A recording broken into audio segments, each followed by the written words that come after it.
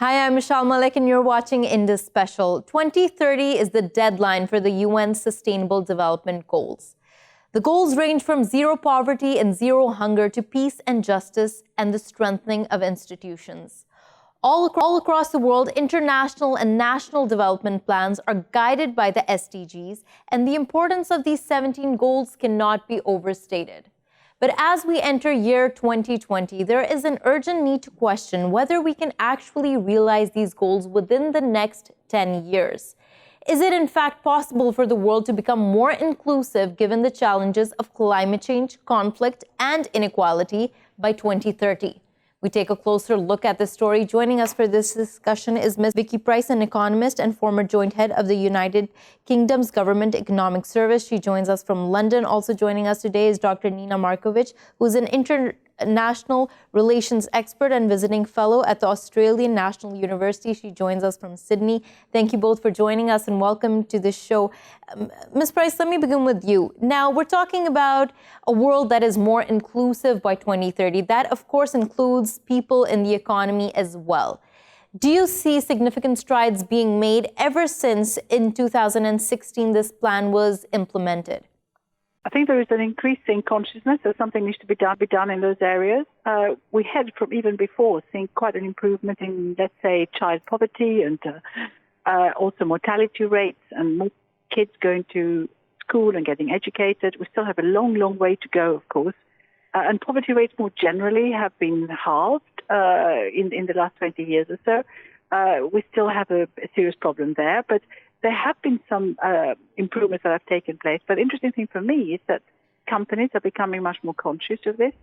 The whole issue of climate change, of course, is becoming much more prominent everywhere. And, of course, we've seen, since we have someone from Australia, what's going on over there as well, of course, which is terrible. But the firms being much more aware of the need to act too helps. But we still have a big problem ahead. Remember, you're talking about 2030. Some of the indicators that are being monitored, there are loads and loads of them, 17 goals, but over 200 indicators that are being looked at present. Some of them were to be met by 2020, particularly in relation to children, for example, and also there are aspects of sanitation and making sure the health progress that was incorporated in this can be seen to happen very soon, but not just wait until 2030, because some of these things are absolutely imperative. So I think we'll be able to tell whether indeed there will be progress in 2030 if some of the 2020 goals are achieved. If we're still a long way from doing that, then I would worry most definitely about whether we are at all on track to get there. And Ms. Pryce, that's an essential point that you put out there, that some goals were supposed to be realized by 2020. And if those aren't, then we're, of course, headed towards more trouble. Now, something that you mentioned here was that poverty rates have halved. And that is something that the world is very proud of. But given this, inequality is on the rise. And we're seeing this, many reports coming out, that the concentration of wealth is increasing. Now, this seems to go against these sustainable development goals. What do you think is the reason for this concentration of wealth increasing year by year? I think a lot of what has happened is, since the financial crisis in particular, interest rates very low. People with the ability to borrow and invest in assets have done rather well. And of course, you've seen what's been going on with share prices in the US, for example, recently. So that's helped anyone who's been holding financial assets. Inequality, of course, is wider than that. I think one of the sustainable goals is also gender equality. And what we've seen there is there has been some improvement, particularly in terms of political representation of women. But what we're still not seeing is any huge improvement in the wage gap and also in access to education. There's been some change in many countries, of course, through a lot of pressure. And of course, for the economies overall, having a more educated workforce and having women participating is seriously important. But the interesting thing for me is that this inequality you're mentioning can be reduced quite considerably if there is a serious intergenerational improvement in terms of access to health, education, and jobs. And that's something that needs to be much more equally shared across. And I don't see huge pressure being put in that way, even though loads and loads of reports are prepared for it. Ms. Pryce, sorry to interrupt you there, but that's something I want to pick up on. You're saying that not a lot of pressure is being put on those policies which can, in fact, close these income gaps. What do you think is the hindrance? What do you think is preventing this gap from closing up? I think there's still not enough international cooperation and possibly not enough transfer of money from the sort of richer countries to the others. Just look at that as an example of what's going on climate change. There was supposed to have been huge amount of transfer of resources to ensure that countries can adapt a bit more easily to climate change issues that would destroy their economy if they're not adapting. Not much of that money has been transferred, so we're still lagging behind. So the problem is that countries don't quite agree in terms of the way forward in some areas. It's very, very good that the goals are there, but the monitoring and implementation is crucial, and I'm afraid developed countries need to do an awful lot more, given, of course, that they themselves have this inequality still there, and they themselves still have this poverty amongst them. It suggests to me that actually a lot more needs to be done in both developed and developing countries to get there. And cooperation is the key. And unfortunately, we've seen, such as with climate change, that it doesn't always happen. In fact, if anything, sometimes it moves the other way. Right. Ms. Pryce, thank you so much for joining us, taking out the time and talking to us from London. Now, you raised a number of essential points, and those are something that we need to consider. Climate change is one case in which we see that there's not global cooperation, but also conflict throughout the world that just seems to continuously get worse by the day. That is also something that is leading to the hindrance of these sustainable development goals. On that point, I'd also like to introduce Professor Paul Ekins, who's a professor of resources and environment policy at University College of London. He joins us from London just now. Professor Ekins, you've been listening into the conversation we've been having. Now, Ms. Vicky Pryce stated that there's a long way to go. The question that I want to put to you is that these sustainable development goals, of course, realize that our current system isn't working for everyone. It's not inclusive. It's leaving many, many people behind. But the goals that are set out, do you feel like they are too idealistic? They're trying to form some parallel universe in which they just cannot be adopted. I would certainly say they're not too idealistic. They are obviously very ambitious. And were they to be realized, then the human experience would be much, much better for everyone than it ever has been in the worlds that we know and understand. So I think it's perfectly right that the international community should formulate goals like that. And it's good that it sets target dates. I mean, clearly the world will not stop in 2030 if we haven't met all the Sustainable Development Goals. But we have the experience of the Millennium Development Goals, which were put in place in 2000 and ran until 2015. And many of the advances and progress that was made, that Vicky Pryce has referred to, were very much as a result of the Millennium Development Goals and the focus that they put on health, education, maternal mortality, infant mortality, etc. What now needs to happen is that the Sustainable Development Goals incorporated the environmental dimension to a much greater extent than the Millennium Development Goals. And that is the part of the Sustainable Development Goals that we're making least progress with. So if you look at the SDG index, if you look at all the monitoring that's being done of the Sustainable Development Goals, it's the environmental dimension that is still lagging very far behind, and we don't stand a chance of reaching those goals in 2030 or even in 2050 if we don't make much more progress on them now. Right. Now, of course, Professor Ekins, you have stated the monitoring of this shows a certain case, of course, when we're talking about the environmental aspect of this all. But just moving a step back and trying to understand how these goals are being evaluated, assessed, and monitored from country to country, could you give us some more insight into that? Well, yes. As Vicky Pryce said, there are over 200 detailed indicators across the 17 development goals. They have been evaluated according to whether the data globally already exists in order to report on these indicators, whether the data is being generated and collected and the methodologies are being formed, or whether actually there's still largely a black hole for these data, so that although we have the indicators, we don't have the data to show whether they're being met or not. The area I know best, obviously, is the environmental area.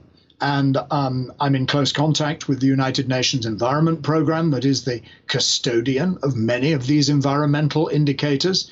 And the UNEP is doing what it can to ensure that the data is being generated, will be generated, so that we can actually know whether we're moving towards these environmental goals or not. But it is a huge task.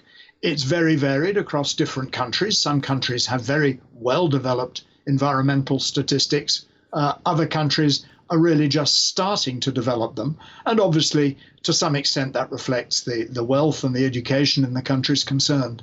So right. There's an enormous amount to be done. But from my experience, the Sustainable Development Goals and the way they've been formulated really are focusing people's minds, policymakers' minds, scientists' minds, on collecting the data that we will know, that we will need if we're ready to know whether the goals are being achieved. Right. And Dr. Markovic, let me jump to you now. As Professor Ekins was stating, this is a massive, massive task. Now, couple that with the fact that we are seeing unprecedented times, whether it is in terms of climate change or whether it is in terms of conflict. The global atmosphere is very, very tense. Given that situation, do you feel like we are moving in the right direction for these sustainable development goals? Excellent question, and points raised by previous commentators. On one hand, there is more cooperation. Like Vicky Pryce suggested, there is more awareness, there is more consciousness, there are more calls for actions, more volunteering capacities built from the NGO sector to the business sector. But this conflict, which you mentioned, rightly so, is increasing at the same time. And I would just like to simply, let's say, go to SDG 9, which is Industry, Innovation and Infrastructure. Now, China, as we know, with One Belt, One Road initiative, is investing massive amount of resources into infrastructure development worldwide.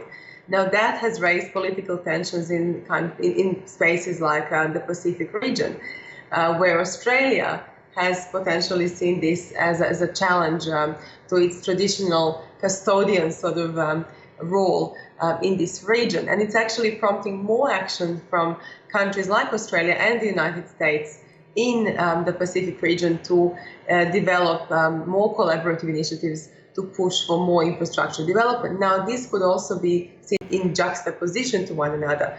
And if politics takes precedent over the substance, now that will mean more potential conflict down the track.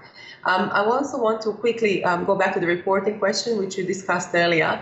Only 47 countries out of 195 actually reported last year in a volunteering capacity on their progress. Now, 47 out of 195 is something, but it's probably not good enough. What that means is they're becoming more conscious while they're reporting. So reporting to be made perhaps mandatory in some way would perhaps increase the effectiveness of the whole agenda. Professor Markovic, now this is something that really, this conversation really opens up a more important question, which is, of course, the implementation and the fact that countries should be held accountable. This goal, this plan that was created, of course, many goals which are very comprehensive. It is being governed by a body that is being seen as not competent enough, especially when it comes to addressing issues of conflict. Is there any way we can expect accountability and implementation when the organization behind this is being seen as weak? Well, we know there have been many attempts to reform the United Nations Security Council in particular.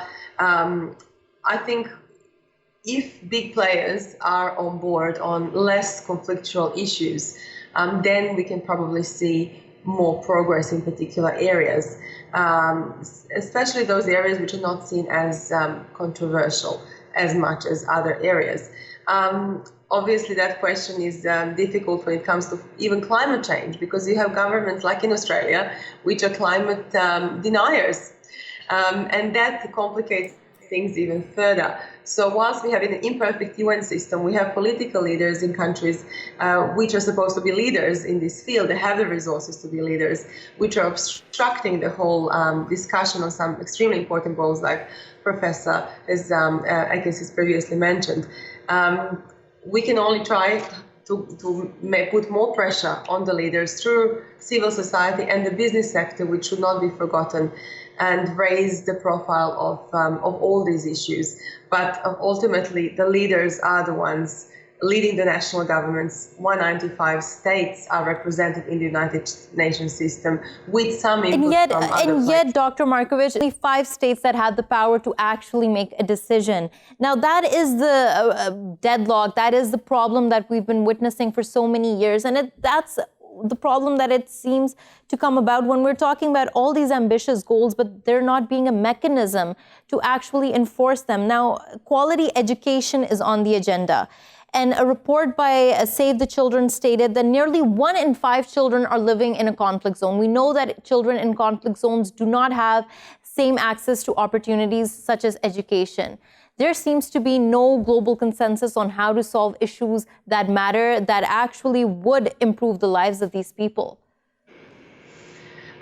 Certainly education, and female education in particular, education of vulnerable groups, needs to be emphasized. There are many efforts through the United Nations agencies as well to bring education to the children in particular in refugee camps. But if we have more conflict, as it seems to be on the horizon at the moment, the world is in a very tense situation right now as we speak, that creates insecurity also for donors who invest in those educational mechanisms outside the national governments. So global conflict creates global fear, and people simply back off. So to overcome that fear, we need more cooperation and less conflict. Right. Thank you, Dr. Nina Markovic, for joining us from Sydney and taking out the time to talk to us. Professor Ekins, jumping back to you now, development and sustainable development is, of course, an expensive process, one might argue. And the World Economic Forum states that a persistent 2.5 trillion annual financing gap stands in terms of trying to achieve these goals. Do you feel like there are any policies that could actually work in trying to create or in trying to address this financing gap? There's an enormous number of policies that could work if there were the political will to implement them. There's no shortage of money in the world, and what we're talking about, remember, is investment. And every successful country in the world has always prioritized investment over consumption and has looked at health of its people, at the education of its people, and at the infrastructure of the country in order to generate a better future in the years to come. And for sustainable development, that's exactly what we need. We need to give much more attention to investment in the environment. And obviously, we need to stop screwing the environment up. We need to stop the toxification of the environment. We need to stop the increase of carbon and greenhouse gases into the atmosphere, etc. So there's a lot we need to stop. But at the same time, there are enormous potential investments in land restoration, in water, in low carbon energy sources, in industry that is producing the goods and services that people need. And all right, you may say that is a cost and is expensive, but it's also a huge investment that will yield a huge return. And that's how development takes place. Right. Professor Ekins, I laugh because I hear the frustration in your voice when you say we need to stop screwing up the environment. Now, everyone knows that. We are seeing manifestations from that, from Australia to Indonesia. We're seeing severe changing of weather patterns. But at the real policy level, do you feel like there will be a change, let's say, even in the next 10 years when we're talking about developmental policies? Well, I don't have a crystal ball, unfortunately, but I do believe in human creativity, and I believe under some circumstances in human rationality. As several of us have said on this program, we can see what real environmental degradation is beginning to look like. In Australia, we're beginning to see it in Indonesia. Those are just the two most recent issues. The Arctic was on fire last year for the first time kind of ever. So there are real signs of distress and change in the environment, which will be terrible for people. It's fine for the planet. The planet's got billions of years to sort itself out, but human civilization is a relatively fragile thing, and we depend on a stable climate, soils that can grow food, water that can yield fish rather than plastic, etc., etc. So the issues are long, but yes, we know how to sort out these problems. I was co-editor of UNEP's Global Environment Outlook, which was published at the UN Environment Assembly last March. And there's a whole section there on the policies that have been introduced over the last 20 years. Enormous policy innovation. We know what to do. It's just that we're not doing it, or if we are doing it, we're not doing it strong enough. Right. On that point, I'd also like to introduce Ms. Mercy, who's a development journalist. She joins us from Abuja. Mercy, thank you so much for joining us and welcome to the show. Now, we have been talking about these goals, the 17 goals that have been stated and how they are unfolding in different parts of the world. What can you tell us about Nigeria from where you're talking to us? How are these goals working in African countries specifically? I would say that some agencies have done well to try as much as possible to meet some of the numbers, but we're not there yet. We're not there yet because, like I always advocate for, when we talk about SDGs, it's important for us to have homegrown solutions to sustainable development goals. It's not enough to sit in DC and in New York to assume what should work for Nigeria or what should work for a local government in Nigeria. So for us to achieve sustainable development goals, it's important that everyone at the local level is worked with to, even at the, is engaged to understand the need to domesticate these goals.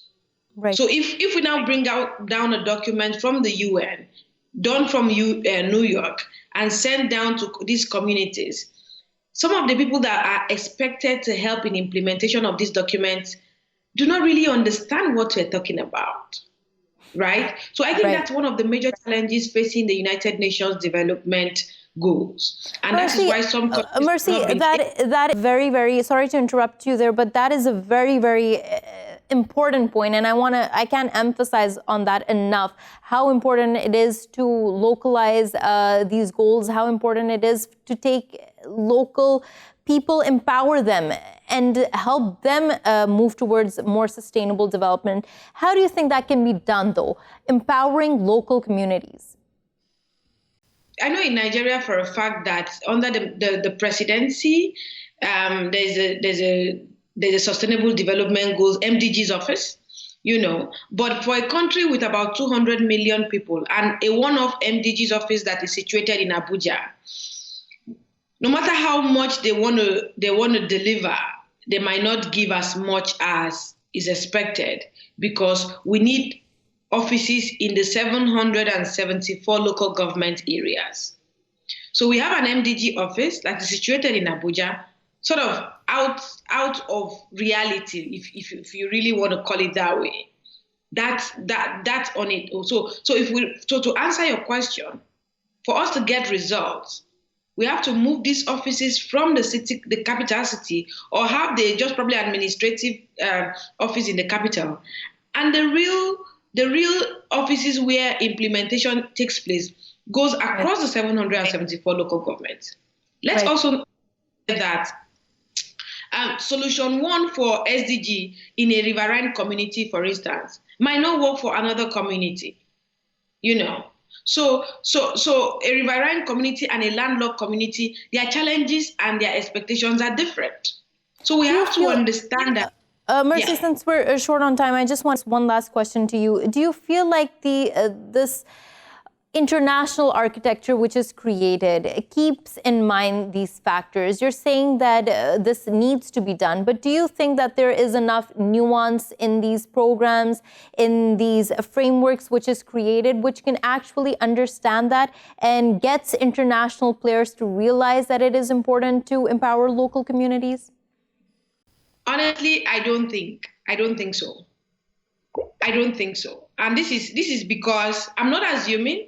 This is because I've also had my fair time covering the UN. I've covered the UN for 3 months. And with all credit to the amazing work that some of them are doing, there's much more that is to be done. There's much more that is needed. It's like I have said earlier, it's not just sending down documents to communities and telling them, okay, this is what we think you should do to be able to lift this said number of people out of poverty, So yes, much more is needed to be done, and it should be driven from even where these documents are being put together.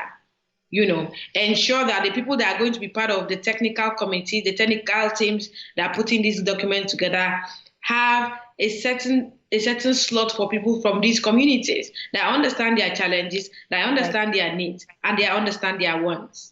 Right. On that point, thank you so much, Abang, for joining us from Abuja, and thank you, Professor Paul Ekins, for joining us from London. We're going to go for a short break. When we return, we're going to continue our conversation. Stay with us.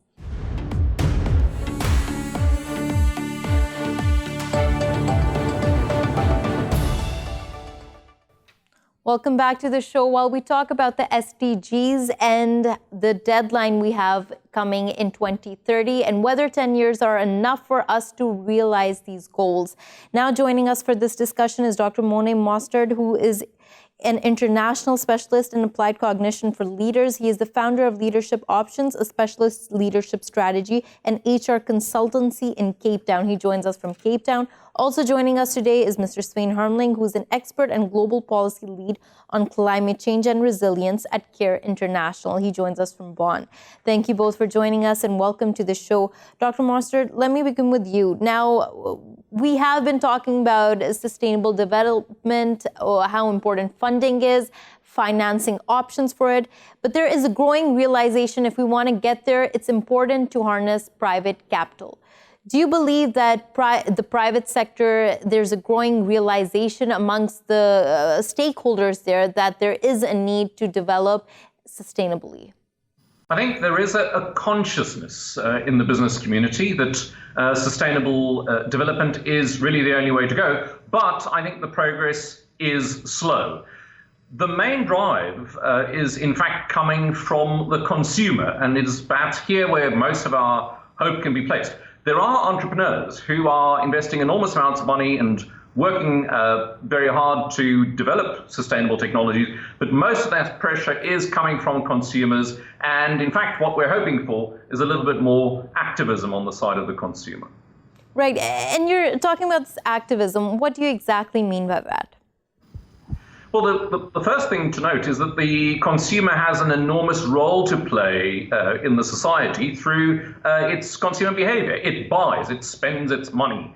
And so the way that consumers make decisions, I think, is a key differentiator in shifting the way that business works. And then, of course, there is the opportunity for business itself to be a good corporate citizen and through its own so-called CEO activism or executive activism, make decisions around its own value chains, the way that it procures, and the kind of value chains that it uses to provide products and services to consumers. So there's an enormous opportunity here, not only for consumers, but also for business. And we can talk about government's role as well. Right. But on that point, I do want to jump and to Mr. Harmeling and bring him into this conversation. Mr. Harmeling, as we're talking about consumer behavior plays a key role in this. What role do you feel like consumer behavior has played ever since 2016, let's say, when this sustainable development goals were implemented, ever since then, in order to make the environment more sustainable, make growth more sustainable? What role do you feel like consumer behavior has played? Well, I think there's definitely increased attention to some of these issues and what sustainable consumption can mean in many markets in Europe, in Americas, but I think even in many developing countries. But I think it's also important to note that while there's some responsibility with the individual consumer, and also with businesses, it's of course, in our view, the responsibility of governments to basically create the frameworks that sustainable consumption more or less becomes a logical consumption, that you do it automatically. And it's not always, I share the view that we also need consumer activism, but ideally, doing sustainable consumption would be the automatic way to go, and it would be more expensive and more difficult to do unsustainable consumption. But of course, we're not getting there entirely yet, and there are both negative and positive developments, and there's still action by governments, for example, like large-scale subsidies for fossil fuels, which basically undermine the shift to sustainable consumption. But I think that's where we basically need to go.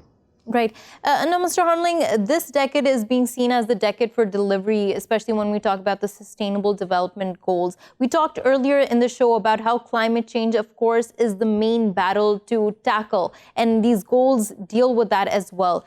Do you think that this deadline, this 10-year period, puts any pressure at all on governments around the world to actually act more swiftly? Well, I think there's both pros and cons to this. On the one hand, 2030 is, let's say, a much closer timeline than some of the planning horizons, like for 2050 or whatever. And the process towards the SDGs also has built in every 5-year reviews of the progress. There was a review process last year, for example, which basically showed that if there is progress, the progress is very uneven across different areas, and there's some areas where some progress and others not.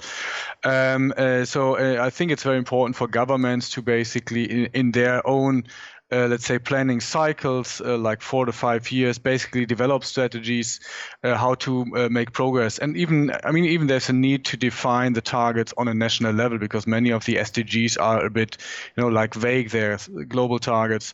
And many countries have already made some good steps in terms of developing plans for that. But I think we're basically seeing, and particularly in the case of climate change, that when it comes to shifting away from fossil fuels, cutting CO2 emissions, there are only very few countries who are on track with what we need, and there's definitely much bigger shift needed in the next few years, and not just starting action by 2030. That would be a disaster.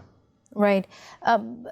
Dr. Mostert, now we're lucky to have you on the show. You're an expert on this, but when we talk about strategies, many people are unaware of what really happens when a business starts to create a strategy for sustainable development. Take us through it. How is this strategy created? What are the factors that are kept in mind? Well, the first thing for a business to consider is the role that it would like to play in society. And so if you frame strategy in that way, then an important question is, how do businesses move from a kind of extractive approach to society, where it in fact exploits the environment and exploits its potential customer base? How does it move from that extractive approach to one that is contributive and even curative? So that's the really important starting point. What do we as a business, what would we like to do? What's our role here in the society? And then, of course, it would have to consider the way in which it would like to do that. And one of the most practical mechanisms for this, because some of these things can sometimes be very philosophical, but one of the most practical ways is to consider the mechanism of its value chain, the way that it obtains goods and services, the way that it processes those, and the way that it then distributes that and engages with the consumer out there. So it then has to make decisions on exactly what sort of consumer, of course, it would like to target, and of course, its financial objectives. But of late, there's been an enormous amount of pressure on business to think beyond the idea of growth. So just as there's been a pressure on government to think beyond GDP, there's a pressure on consumers to think beyond pure consumption, and there's a pressure on business now to think beyond a simple metric of financial growth, to consider the role that it plays as a corporate citizen in society. That, I'd say, is the key starting point. And just to incentivize businesses, because we cannot discount the fact that they are, of course, working with a profit motive in mind. What value does being a good corporate citizen, as you mentioned, what value does that add to a business? Well, the first thing is that reputation matters. And more consumers are interested in engaging with businesses that demonstrate trust in them. It's important to note also that the power differential has really shifted in the last few decades between business and the consumer. The consumer is now more informed, more knowledgeable, and more powerful than in any other time in history. That's also an important lesson for governments, because business have consumers, but governments have citizens that vote. And that's why I emphasize the role of individuals. In fact, Guterres endorsed this idea of a three-tier approach, so that we can think at a global level, a local level with municipalities and so on, but also at a people level. And it's that people element that I'm really underlying in my focus here. So another practical mechanism for governments to do that is to think about the principles that they apply when they procure from business. And business can apply the same principle when it procures in its own value chain. Right. On that point, thank you, Dr. Morne Mostert, for joining us from Cape Town and taking out the time to talk to us. Mr. Sven Harmeling, now, when we look at the Sustainable Development Goal agenda, there are 17 points, and many of them do focus on issues related to the environment. But are they precise enough? Are they enough for communities to come up with action plans, come up with schemes and frameworks to actually get the job done? Well, I think overall one can say that most of the SDGs are formulated in the way that they are rather activity areas and that they give you an idea of the direction you need to go. I mean, for example, in terms of energy, it's about increasing the share of clean energies. When it comes to climate action, it mostly points to implementation of the Paris Agreement, which is a bit more detailed, of course. So in a way, it needs application and adaptation at the national and local level. But I think it provides a lot of opportunities. It shows how interconnected some of these issues are. And I think some countries have already made good progress, and even some cities in developing some of those plans. There's an initiative of major cities around the world which have started to develop 1.5 degree compatible plans, meaning reducing emissions while building resilience in the different sectors. And I think these are the initiatives which basically need to be pioneered and supported and then bring others along. Right. On that point, I'd also like to introduce Spela Kunstelij, who is a water conservation activist. She joins us from Rome. Thank you so much, Spela, for joining us, and welcome to this show. Spela, we've been talking about how far these goals have taken us yet and what more needs to be done till 2030. Now, when we focus on water and sanitation, this is something that we take for granted in many parts of the world, but it severely impacts many communities. How far do you think the world has come in order to provide relief to those people who are suffering, especially in water-stressed areas, and also developing more clean and healthy sanitation? I actually think that the world has not come far since the beginning of the establishment of the Sustainable Development Goals in 2015. I think that issues like the Australia bushfires, the need for clean water, and I think this is very sad, as the UN they don't really do much on the active part with water conservation. They do more about encouraging activists and government policies. Right. So at this point, you haven't done anything concretely. Right. Spela, you mentioned the pressure being put on activists, and it seems like activists around the world are at the forefront of trying to bring about more environmental, better policies. But do you feel like this activism, in fact, just doesn't really impact those people who are in power? They still continue to make those decisions which do not favor sustainable development. I completely agree. I think that the issue with the Sustainable Development Goals is that the power has been given to the governments of the countries that have ratified the agreement. So at this point, the success of the development goals, especially of the Sustainable Development Goal number 6, which is clean water and sanitation, lies within the hands of the governments.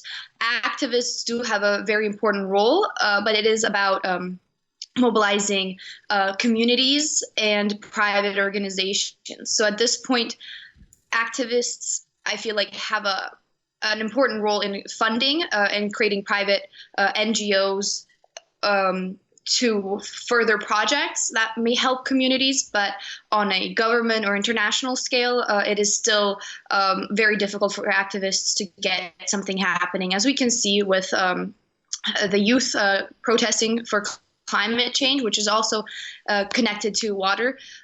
Right. We don't really see much of a success at that point with government mobilizing. Right. That's an important point you make there. Mr. Sven Harmeling, just before we end the show, I want to put this question to you. Now, the UN is, of course, very optimistic when it comes to the Sustainable Development Goals, as it is with most of its programs. But from a realist perspective, for someone who works on the ground continuously with many issues related to the environment, do you believe till 2030 radical transformation can come? Well, I mean, of course, on one hand, it's necessary to come. And I think there are some areas and examples where we understand that the technologies are there, that some of the technologies needed are getting cheaper, like renewable energies, for example, or also some technologies around building climate resilience. We also see increasing attention and activism on the side of women and promoting gender equality, for example, and many of them leading change. I think the UN also has managed to portray a kind of realistic picture. I don't think anyone thinks this is just going to happen on its own, and there's a lot of analysis about the barriers that need to be tackled, but I think we need to do everything we can to create the political change and get those politicians also in place who understand the matter and who really take up the challenge, and then they will also get the support from civil society and the people at large, because more and more people understand what difficulties we're running into if we don't change course. Right. On that point, thank you, Mr. Sven Harmeling, for joining us from Bonn, and Spela Kunstelij for joining us from Rome. It was a pleasure having you both on our show. Thank you for watching Indus Special. We will see you again next week with more stories. Till then, goodbye and take care.